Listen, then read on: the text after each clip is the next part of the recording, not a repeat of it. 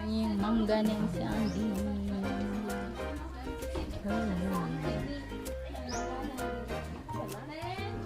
Lagi po, mataas po ang lagnat, hindi po normal yung ating pinapagawa natin.